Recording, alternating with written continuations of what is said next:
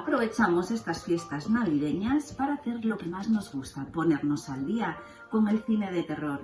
Sofá, mantita y turrón para pasar miedo cómodamente. El gato sobre la escoba trae una colección de películas de thriller que nos mantendrán aterrados durante todas estas fiestas.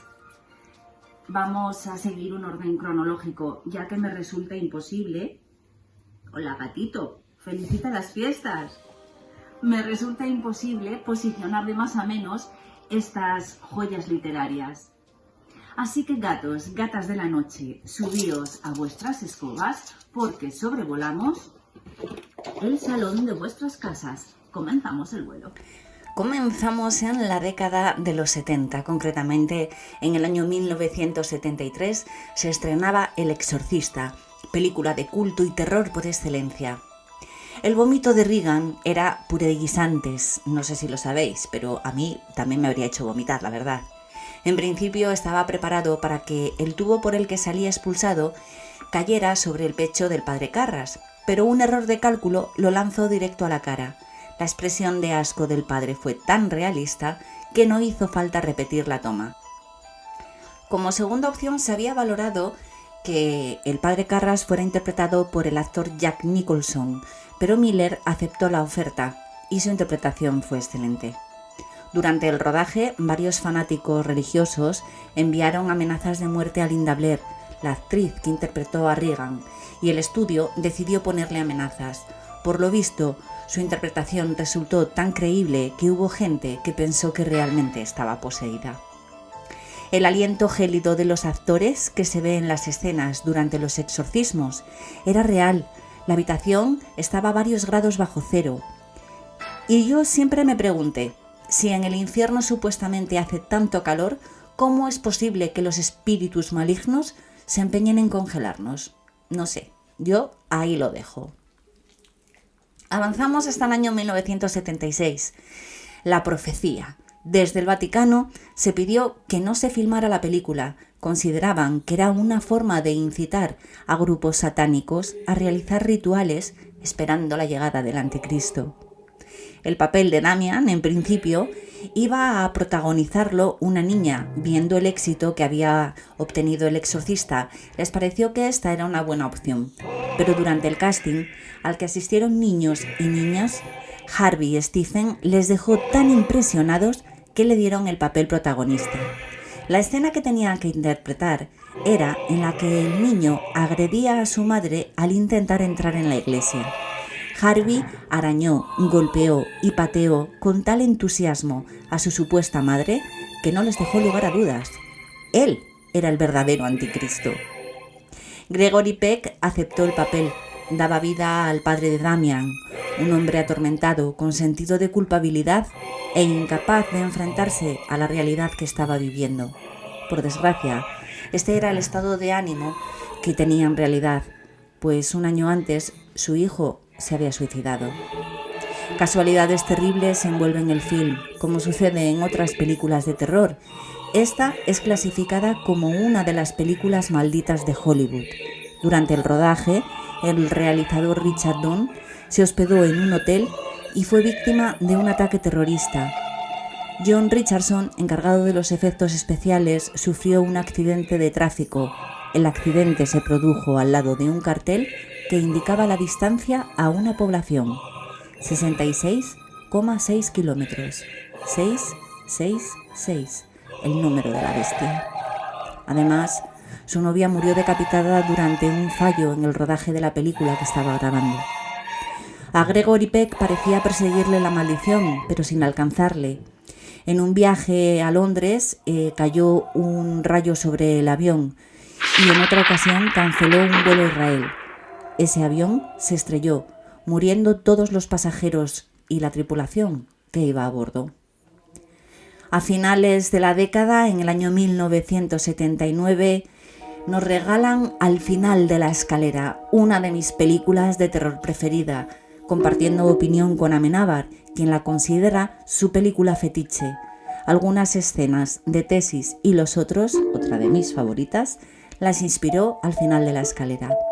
No necesita de efectos especiales sorprendentes. El simple hecho de ver una pelota botando por las escaleras o una silla de ruedas deslizarse ya son suficientes para sentir verdadero terror, y es que la atmósfera que rodea la película, de principio a fin, te mantiene en tensión, expectante y con ganas de ver el siguiente fotograma. En el año 1980, El Resplandor nos dejó aterrorizados. He de decir que yo no soy fan de Stephen King y sé que en el mundo del terror decir esto es una herejía, pero es así. Me parece que sus libros son demasiado enrevesados, las descripciones innecesariamente extensas y los giros que da, la verdad es que no me convencen. Pero la adaptación al cine del Resplandor es una obra de arte. El rodaje tuvo que suspenderse durante unas semanas porque Jack Nicholson se olvidó las llaves de su casa. Intentó saltar la valla y lo consiguió, pero también consiguió una lesión de espalda que le mantuvo lejos del rodaje durante unos cuantos días hasta su recuperación. El gerente del hotel donde se rodó la película pidió que se pusiera un número inexistente de habitación por miedo a no poder alquilarla. A mi parecer fue un error. Estoy segura de que muchos admiradores del film pagarían un extra por ocuparla. Recordad, si no, que las gafas de Jeffrey Dahmer se vendieron por más de $150.000. Y estamos hablando de un asesino real. La famosa escena de la sangre que sale a litros del ascensor no se hizo con efectos especiales de cámara. Se emplearon casi 8.000 litros de sangre falsa, de esa que nos ponemos en Halloween para ir de zombies. Al igual que en la película, al final de la escalera hay dos escenas completamente inocentes, pero que nos producen más terror incluso que la cara de Jack Nicholson paseando el hacha por el hotel. Las dos gemelas cogidas de la mano y el pequeño Danny Lloyd recorriendo con su triciclo los pasillos, aunque en este caso el estampado de la moqueta ayudó bastante a aterrorizarnos. En 1982, Steven Spielberg nos presenta Poltergeist. Recuerdo verla a escondidas de mis padres con mi amiga Sonia en una cinta VHS, las dos muertas de miedo, tanto por la película como porque nos pillaran viéndola. Poltergeist ha envejecido con tanta dignidad que sigue manteniendo el mismo atractivo que cuando salió. Cómo me hubiera gustado verla en la gran pantalla, en aquellos cines teatro con unas pantallas enormes, butacas de terciopelo granate y el acomodador con la linterna, pero tuve que esperar a que saliera en vídeo y alquilarla en un videoclub, aunque para muchos esto sonará a ciencia ficción. Vamos con algunas de las curiosidades. Esta es otra de las películas malditas. Dominique Duke, Dana en la película La hija mayor, fue estrangulada por su novio a los 22 años. La pequeña actriz que encarna a Carol falleció a los 12 por una parada cardíaca. Lou Perry, uno de los obreros, fue asesinado en su casa por un exconvicto que entró en el domicilio y lo mató con un hacha. Algunos de los esqueletos de la escena de la piscina eran reales. La actriz no lo supo hasta que salió de la piscina, al igual que los demás miembros del rodaje. El director de maquillaje declaró que compró 13 esqueletos provenientes de la India porque salían más baratos que los de plástico. ¿Y recordáis la escena en la que se mueven las sillas de la cocina? En un momento determinado, Carol dice que tiene hambre y su madre responde: «Ahora llamamos a Pizza Hut». Pero la escena fue borrada porque Steven Spielberg, por algún motivo, detesta esa marca de restaurantes. Continuamos y viajamos 2 años más tarde hasta el 1984, Pesadilla en Elm Street, otra de nuestras películas prohibidas. Esta íbamos a verla a casa de una amiga, Susana Castelao, y allí nos juntábamos toda la pandilla, Sonia, Nuria, Paloma, dispuestas a pasar miedo, agarradas a un cojín o unas a otras en el sofá. El personaje de Freddy Krueger está inspirado en una noticia que salió en la prensa de la época. Un grupo de refugiados camboyanos consiguió escapar de las garras del genocida Pol Pot, que estaba al mando del grupo de los Yemeres Rojos. Eran como monstruos, peor que un infierno en la tierra. Nadie podría imaginar nunca cómo fue. declaró un superviviente. La noticia afirmaba que parte de los refugiados habían muerto mientras dormían debido a las pesadillas. A partir de esa idea, Wes Craven ideó un personaje que fuera capaz de colarse en los sueños y asesinar con total impunidad. Para mi gusto, la primera película es la mejor, con diferencia, pero se realizaron hasta 4 secuelas.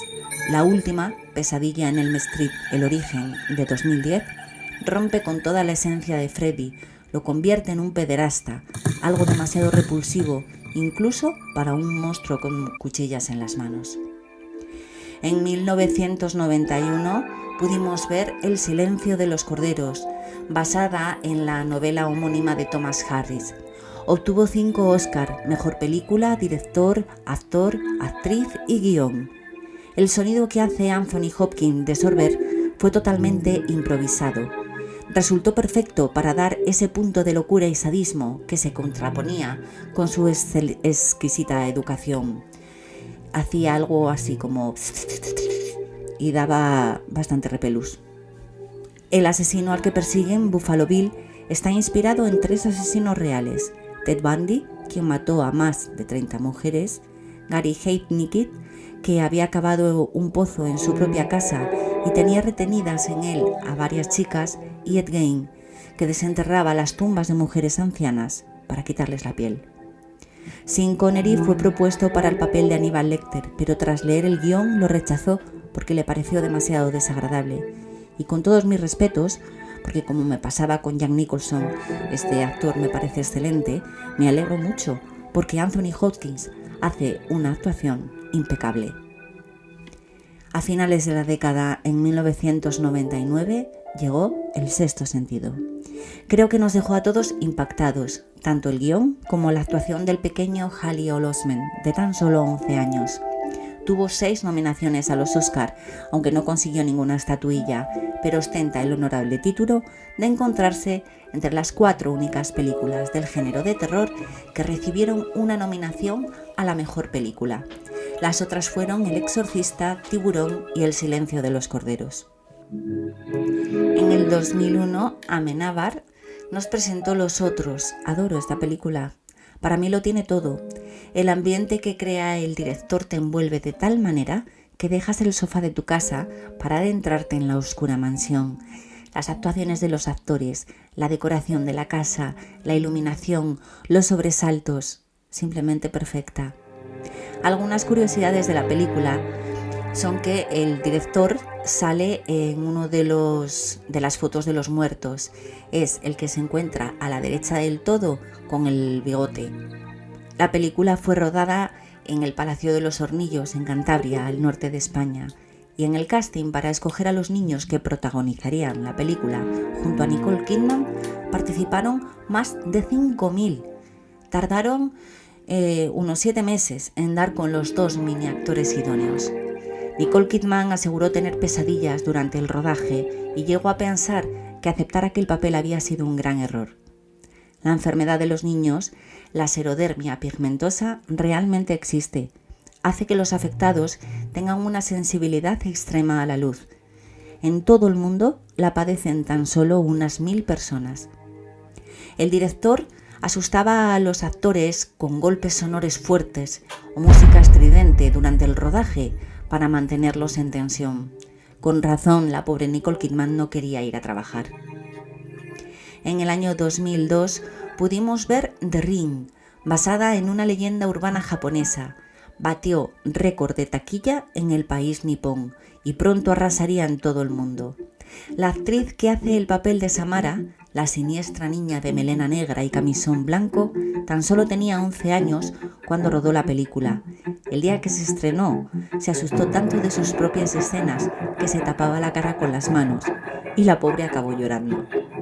Antes y durante el estreno de la película se creó un sitio web donde si te metías podías leer un mensaje escrito en letras blancas contra un fondo negro, avisando de lo que pasaba si se veía la cinta de vídeo.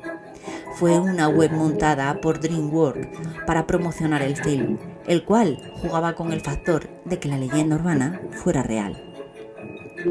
En el año 2010, Insidious tuvo tanto éxito que se propusieron otras 3 películas, pero como suele suceder con la mayoría de las sagas, sobre todo en el género de terror, no estuvieron a la altura de la primera.